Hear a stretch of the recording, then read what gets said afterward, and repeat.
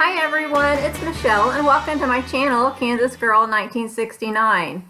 I decided to get on here today even though I have to use my webcam on my camera, and I thought it'd be nice to touch base because it's been a little bit of time since I've talked to you.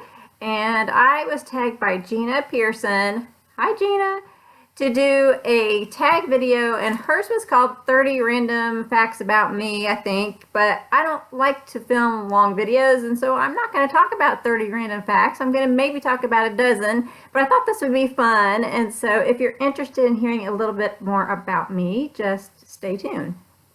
Let's see, the first thing is, do I collect anything? Well, I don't really do anything like a collectible figurine or anything like that. I have in the past, but not in years. I guess you could call me a collector of makeup somewhat, because I like makeup, but I don't have to buy everything. And I do buy a lot of clothing, so maybe that's somewhat of a collection. But then again, I do clean out my closet and donate too, so I don't know. Maybe I don't collect anything. When did I meet my husband? Basically when I was a senior in high school and he was a freshman in college. And how we met is that a friend that was a mutual friend of ours said, hey, to me, why don't you get on my friend's dating website? And he says computer dating service that he put together. It'd be really fun, you know, just answer some questions or whatever. Now you have to realize I'm 48 years old, so back then when I was in high school, computers weren't widely owned and didn't have a lot of technology, didn't have this whole internet sensation. So it was pretty cool. You know, I just logged on to this website that just it had no graphics. It was just lists of questions for me to answer, and of course when I answered the questions, then the website would calculate and say that you had, you know, an 80% match with so-and-so or a 70% match with so-and-so, and of course I ended up having a 100% match with the creator of the dating service, who happens to be my future husband. So anyway, we ended up getting together and we went on several double dates, and then we dated throughout my senior year of high school. And then when we were both in college, we got engaged, and actually we were both 20 years old when we got married. I was 20 and he was almost 21. And so this year will be our 28th wedding anniversary. I think that's right. Yeah, 28 this year.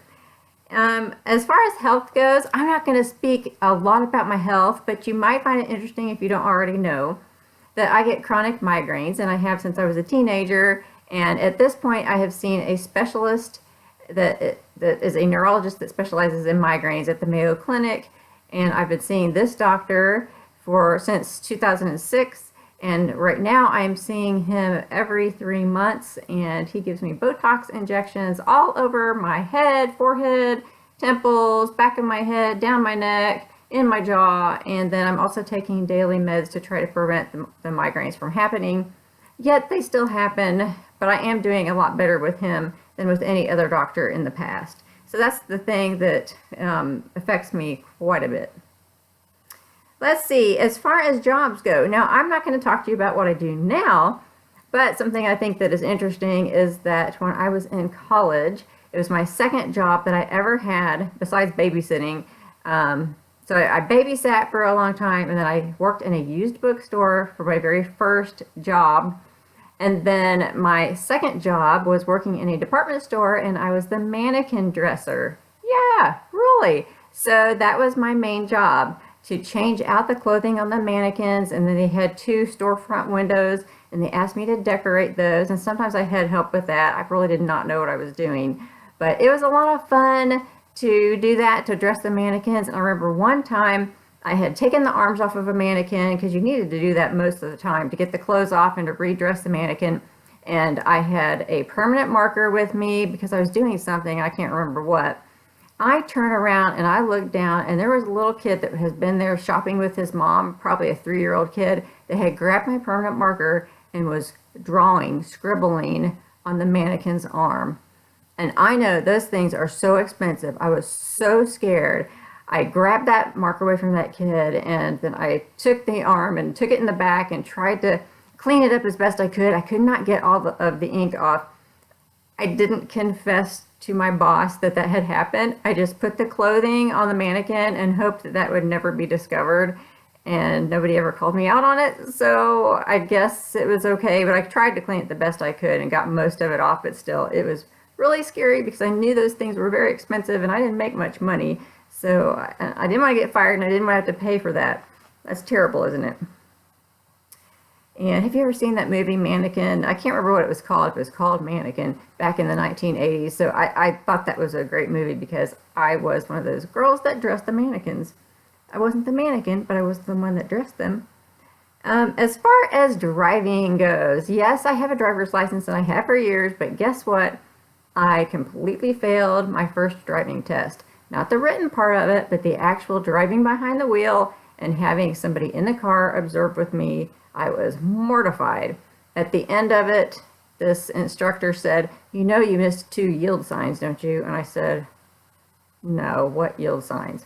Yeah, that was pretty bad. So I failed that, got back to the building and had to tell my dad that I failed and burst out crying, and it was not fun. But the next time I took the driving test, I did pass.